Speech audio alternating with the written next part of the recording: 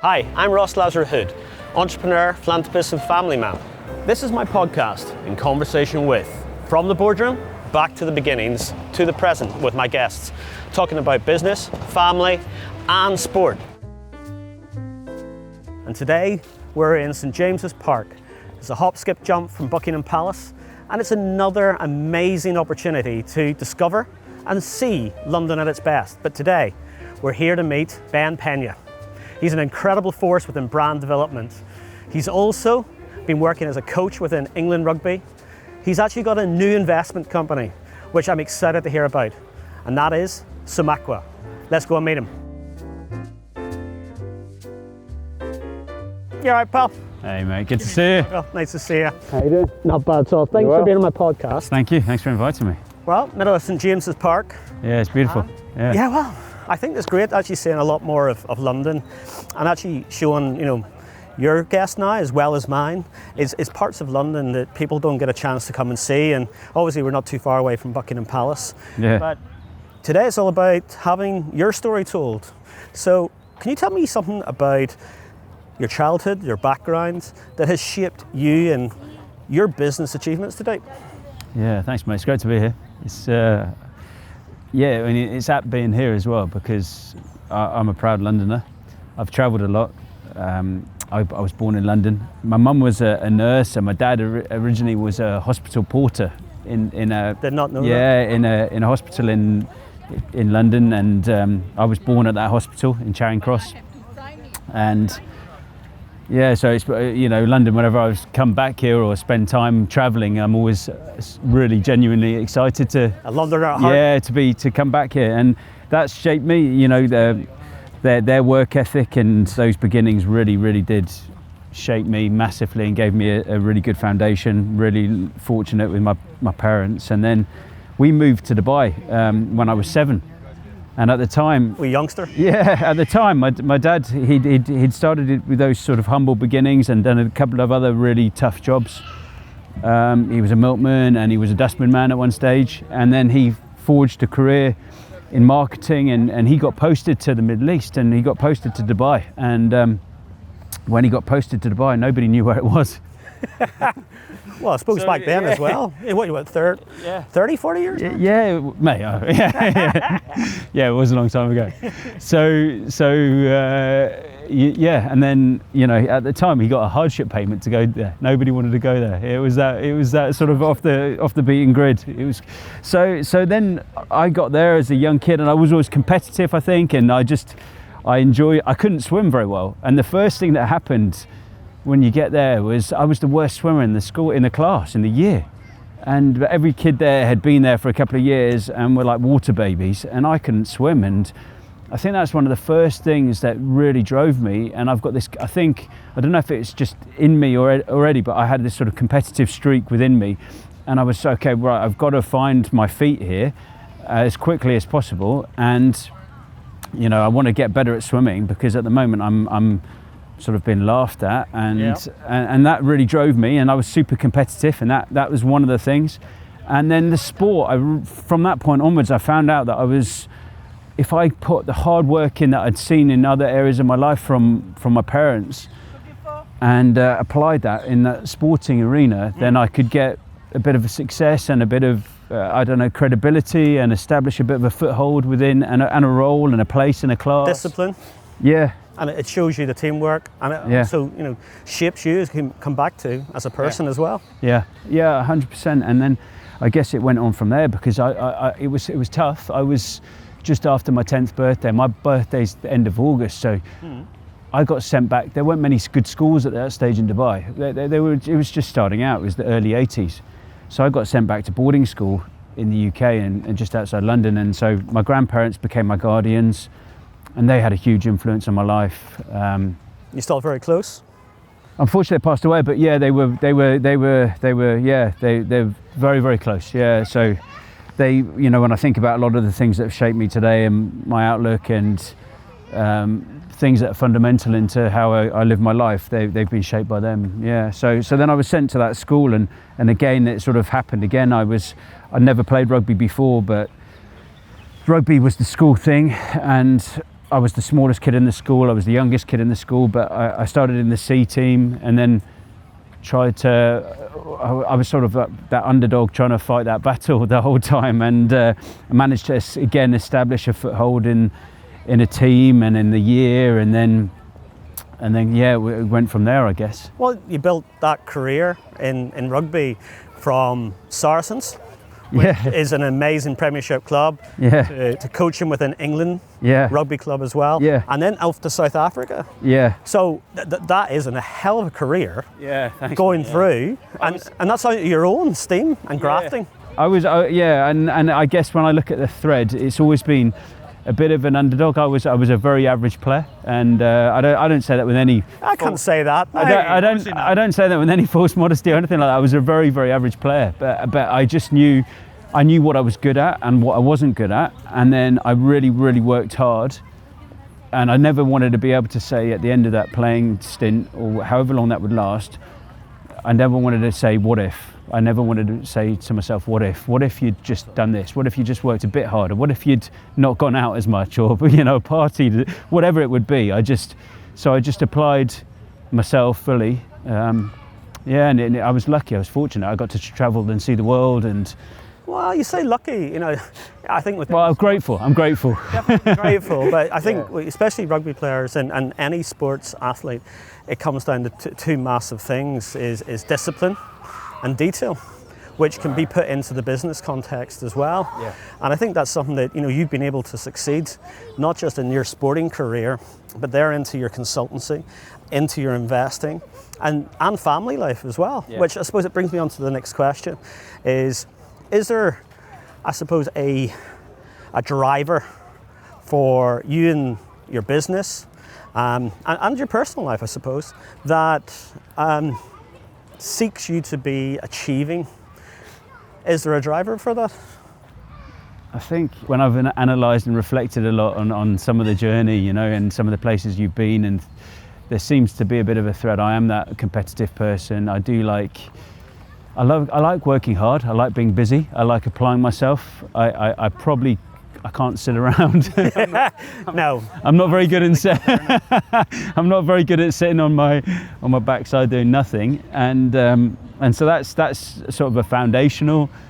That underpins it foundationally, I guess. And then, there's been that thread with the sport. It was trying to establish myself. I loved it. I enjoyed it. And then with the business, I found that I could apply some of the things from the sport, not everything, because I think people generalize a bit too much, but I found I could apply some of those key principles.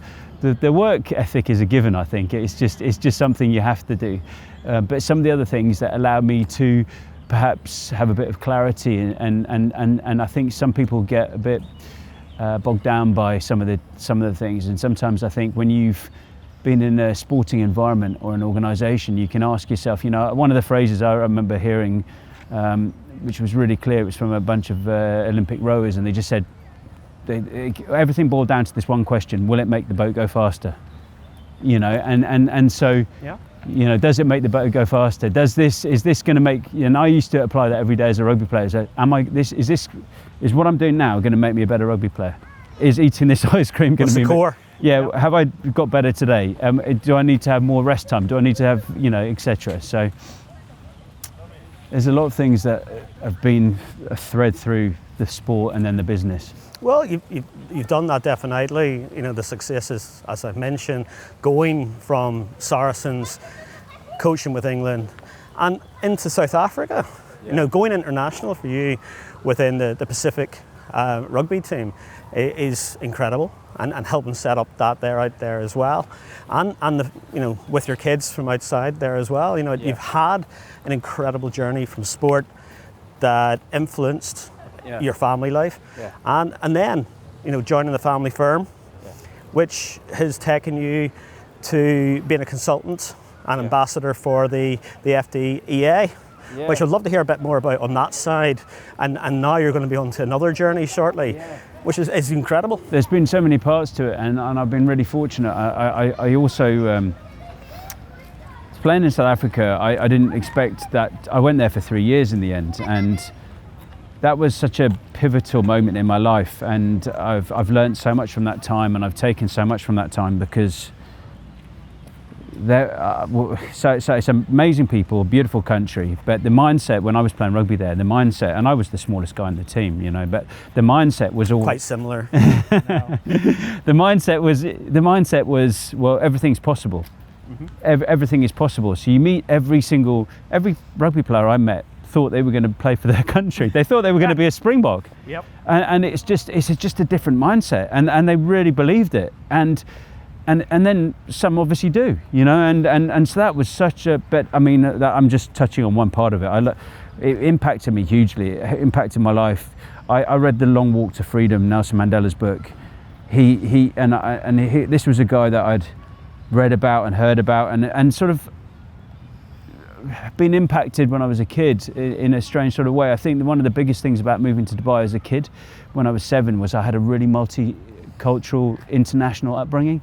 And London's like that anyway, but I really had that. Like I suddenly was immersed, and then being sent back to a boarding school in England where kids were from Hong Kong, Taiwan, Malta.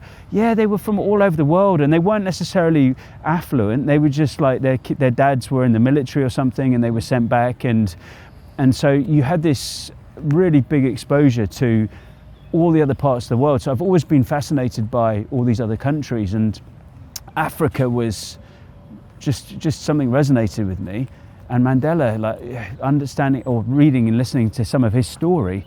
And then when I went to visit some friends I'd played with, a guy called Yanni De Beer. I went to visit him and his wife, and stayed with them. And I went to visit Robben Island, where Mandela had been in prison.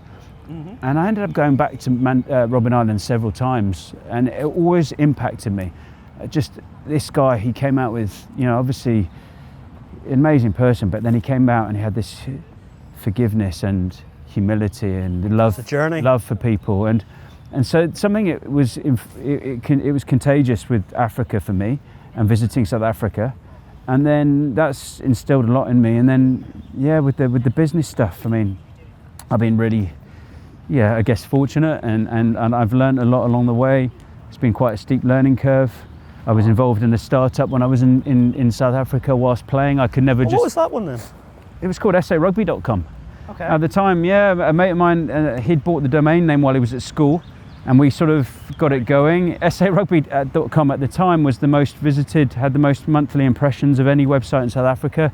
It was crazy, so that was my first sort of introduction into doing something like that. Well, your entrepreneurial journey was a start, I suppose, at that point? It was, I just didn't want to, I couldn't sit around on my backside doing nothing in between training sessions, so I was always trying to be active. Do you think that would be, again, it leads perfectly into the next question, was there, and is that it? The pivotal moment, which was the instigator of your entrepreneurial journey? Was there something else that you think was actually that might have been the foundations, but it wasn't the pivotal? While I was playing, I stumbled. It was incredible. I had this incredible opportunity, and sometimes you know what it's like. When you reflect and you look back, you don't realise it was pretty surreal when I think back about it now. But I ended up working for a charity again, similar sort of thread. I ended up working for a charity called Right to Play, and I was still playing, and I was like, okay, well, I've got some time on my hands. I want to do a bit more. And I approached this organisation called Right to Play, and I love sport and I love helping people. And I really understand the power of sport. Whether you see how a community comes together because of success of a football team, or when England do well at the World Cup or the Euros, suddenly the country is so positive and there's an economic uplift. But also at a micro level, you see individuals whose lives are changed by sport, and they learn and they're impacted, or they become really good sports people, and that opens up doors. They go to college because they can. So I've always understood the power of sport, and it's something that really I'm passionate about. And so I started working for an organisation called Right to Play while still playing, and anyway, we ended up being the charitable partner of Chelsea for 6 years. And suddenly I just started. Chelsea Football Club? Yeah. So I just started, and I started in March, and then in May, straight away they said, look, can you take Jose Mourinho and Michael Essien and these guys to Ghana in May? And we need you to run this. And so then 2 months after starting, while still I was sort of working with Jose and those guys, taking 26 people to Accra in Ghana, having to manage that all the relationships, all the media, all the all these different layers of completely the deep end. That's how you work better.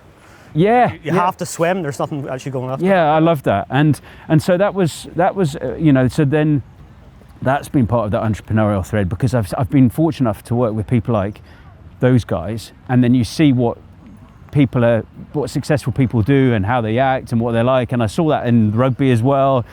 And so yeah, the entrepreneurial, that was another element that sort of triggered that in me and lit that fire in me, because I don't think I'm not very good at vanilla. Well, you don't want to be vanilla. Vanilla's boring. You need a bit of chocolate and strawberry chucked in and Napoleon. I'm not very good at just like, oh yeah, go in and sit behind this desk. There's 70,000 people in the organisation. You're this small cog. And I guess I want to... But the other thing that really, what I saw and has really been integral to me, and I don't know, again, I don't know if this is something that's just in me or if I've grown, and is... my mindset really is I'm almost naively positive. I'm a very positive person as well. I'd rather have the glass is always half full, and it's actually probably overfilling sometimes. Yeah. But when I say what I mean is I can completely. I get on better with people like that. I think people get frustrated with me if they're the other way around. Yep. So I would be right. You say to me, Ben, we're gonna build a bridge across this park, and what we're gonna do is we're gonna transport, and I would be like, right, how do we make that happen? That's my mindset, and I don't know why. Solution-driven. Yeah, it drains me when people say, oh, but you can't do that. Dave tried last week and it didn't work, or yeah, but then they'll say that you can't do this, and before you know it, there's 25 naysayers who will, and whereas I'm very much, right, this is what we want to do, let's find a way of doing it. And then I don't know if that's something that I think I saw that in Dubai. When we went there, there was nothing there, and so they said right, we're going to do this, so they do it. The last 30 years for Dubai has been incredible, and the fact that they have diversified from the oil to hospitality and tourism, they've created a service industry to basically promote their money down through the legacies. And exactly the same way you're saying is, there's no point always being negative, there's no point keep being a naysayers. There has to be a solution, and it's just finding that. And if you have a team who can't do it, why can't you have a team now? And you could be the person who leads that team to go for a solution. Yeah, and I love sort of coming up with solutions like that. It's fun. It's a way. People when say, oh, we've never done it before, I'm thinking amazing. There's something exciting here that we can do, and we can do something different, and we can be actually unique and build something that's going to be, sustainable or last or whatever it might be. That's actually nobody's done before. Well, that's it. I suppose that's led you into, not only have you, and amazing achievements within the family firm, Richmond's, who have Walkers as a client and a few others. Maybe I'm not supposed to say these names, but... No, you can say as many as you want. No, that's okay. But the fact is you've had that, you've developed within the family firm.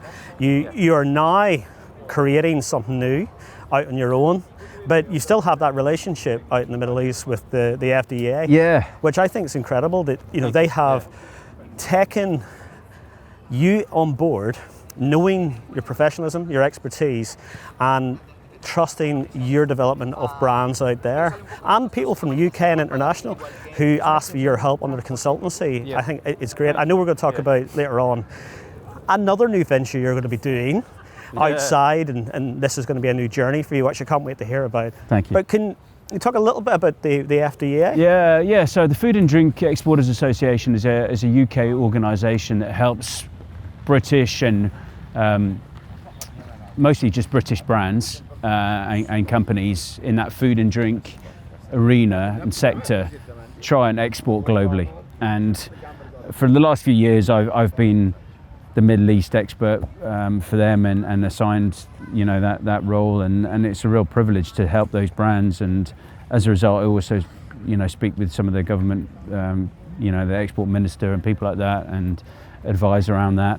I was lucky. I was 7 when we moved to Dubai, and as a result, I've inherited. It's a relationship-based place, and I've inherited a lot of those relationships. But then, obviously, I've had to understand the sectors. And as a company, we had two divisions. We had a pharma and a medical division and a FMCG division. So I was fortunate to work in both and get experience latterly with a lot of big brands like Yorkshire Tea or Taylors of Harrogate and Walker's Shortbread and Velour Confectionery. So building them from scratch and raising their profile in the whole of the Middle East, not just the UAE or GCC, but there's 450 million people in the Middle East. So also, you were the lead on those projects going out. You can't put yourself down on that side or not building yourself up.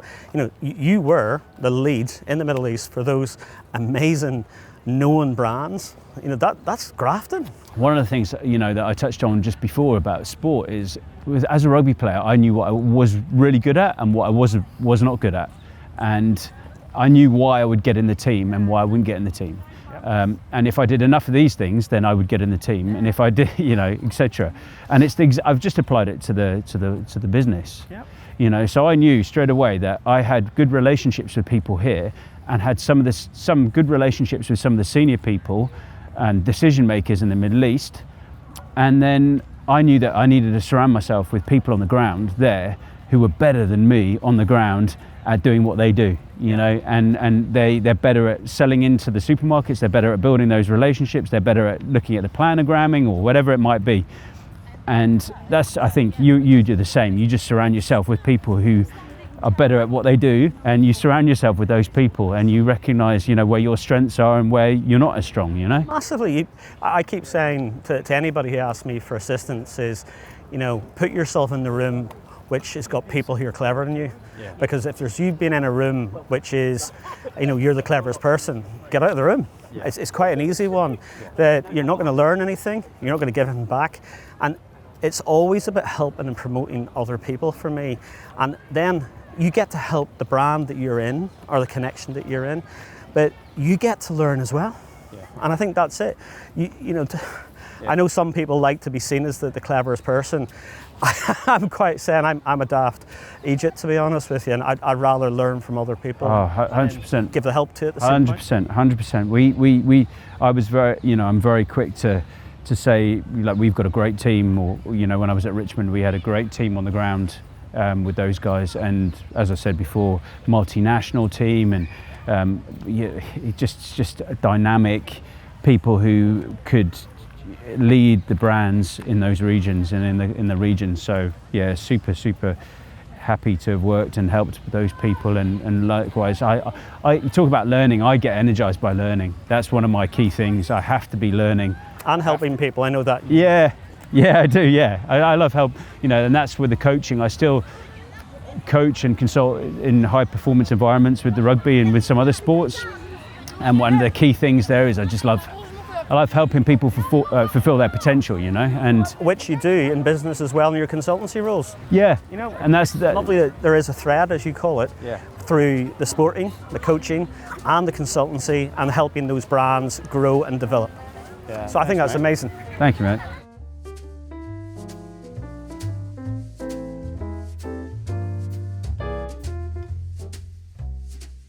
So Ben, talk to me about this new direction that you're going into. You've got a new venture that you're involved in, and it's the next part of your journey, your entrepreneurial journey, and I'm excited to hear about this newest investment. Thanks, mate. Yeah, the brand's called Sumacqua. It's a drink that's made with sumac, which is a spice that I'd heard about, which is used for cooking in the Middle East. It's an antioxidant, and I'm passionate about health and wellness, and if I can get involved in a brand that sort of ticks that box, as well as helping people, but also it's perfect for the Middle East. So James Fox, the owner and founder, he approached me, and we started talking, and so I've come on board as an investor. It's just significant investor as well. Yeah, it's just me and him at the moment, which is exciting. We're in our early days. We're selling in the UK, so the plan now is, the strategy is to expand into the Middle East. So we launched at Gulf Food in February this year. That went down really well. So yeah, touch wood. Yeah, looking forward to these next steps now. Well, I suppose that's it. Now I've taken a new journey into the beverage industry myself, and I'm loving going back to school, as I say. I know you've done food and beverage for a while, but for you, it is going back to school, that you're now not just someone who's also creating and developing and nurturing a client. you're the client. Yeah. And I suppose that's slightly different now for you. It is. There's a lot, yeah, and in a good way though. Exciting, but as you say, every day you're learning, so it's exciting from that point of view as well. Yeah, and you've got this new partnership with James. Yep. And I suppose that's you two are. It's almost like the buddy, movie. Yeah. And it's going through. But you see, the journey is the UK, and then it's going to be going into the Middle East. Middle East is more of a priority. He was already selling into the UK, and that was more sort of that blueprint, getting that template going. And then, but it's really perfect for the Middle East because people know what sumac is. Sumac is an antioxidant. So the equivalent in one can is the equivalent of one can contains the equivalent of antioxidant levels of a punnet of blueberries. So it's really good for you. Massively healthy. Yeah, and really tastes amazing. So yeah, it's super. I sound like I'm selling it.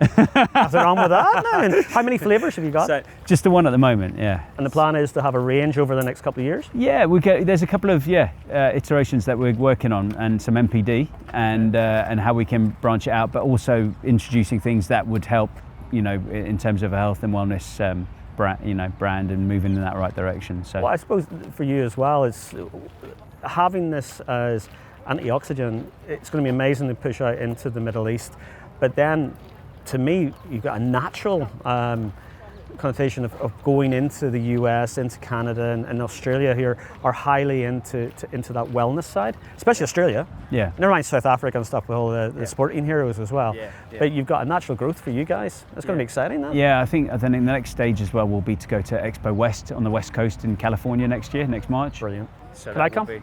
May, of course, yeah. There you go. Come along. I'll tell my wife. More the merrier. Yeah, you're in. Yeah, PR advisor. We could go through. We'll see how this video goes. Yeah, you'll be the PR guru. Yeah. Cool. Well, look, I can't wait for this here. It's going to be exciting, and I want to see how this beverage and this here health and well-being drink is going to encapsulate you and grab the market. I'm very excited. I'm quite glad it's not a competitor to what I'm doing, but that keeps it going through. Yeah, it's not. It's synergistic, and that category is just growing like this, so it's exciting. Thanks, mate. Appreciate it. As part of this podcast of mine, I always keep saying it's the daft part. It's a bit more centered on you and kind of getting to know a little bit more. So, quick fire round. So, can you give me 3 inspirational heroes? My grandparents, as I've already spoken about a bit today, they're hugely influential. I think more than heroes, I've had people who've inspired me at different stages of my life, and my parents have had a huge impact on my life, and obviously, and my grandparents.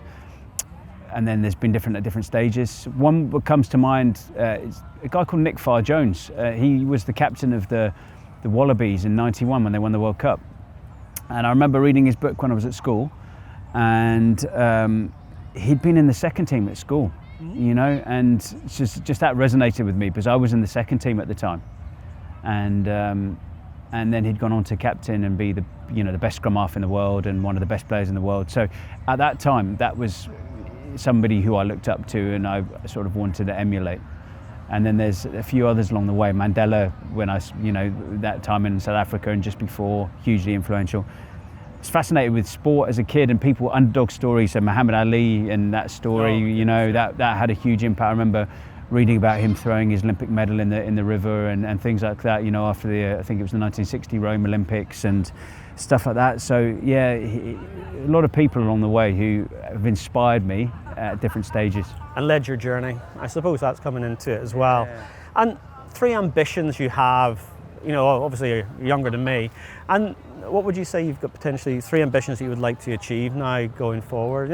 It could be new goals down the line, of course, but what have you got, say, 3 ambitions you'd like to do? Yeah, I want to carry on doing what I'm doing at the moment in terms of helping people through sport. I really am passionate about doing that and impacting lives positively.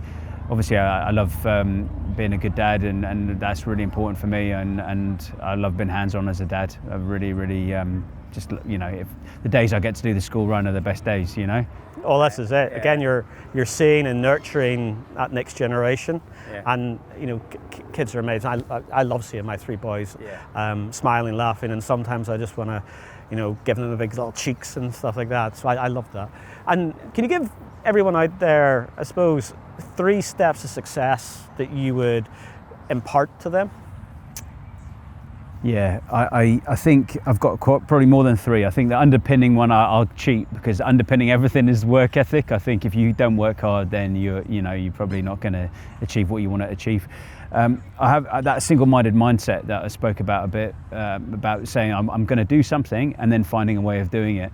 I swam the channel last year. I love the way I just throw that in. Yeah, I put to swim the channel, and I'm never going to do this, but it's quite good to go. But I did it in a relay, and I was called up in July, and we swam in October. Yeah. And it was an amazing process, but it reminded me of having a goal and saying, this is what we're going to do. I agreed to do it, and then I had no way of changing. I didn't want to let anybody down. I couldn't back out. So it reminded me of how powerful that is when you decide to do something, you're determined to do something and then find a way of doing it. And so then that shaped every decision for the next couple of months. Have I swam today? What's what et cetera, et cetera. And then building that program. So that's one of them, just having that single-minded mindset. This is what we're going to do. Connected to that, though, we, as a team, we had a shared purpose. We had a shared goal, which was to get across the channel.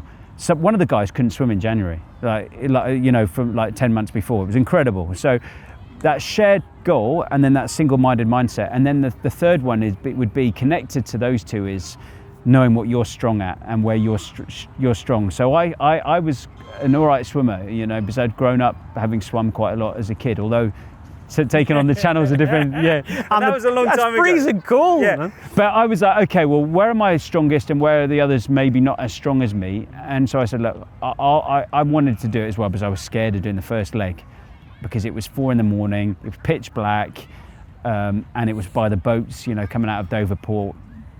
And I thought, I don't want to do that, so I've got to do it.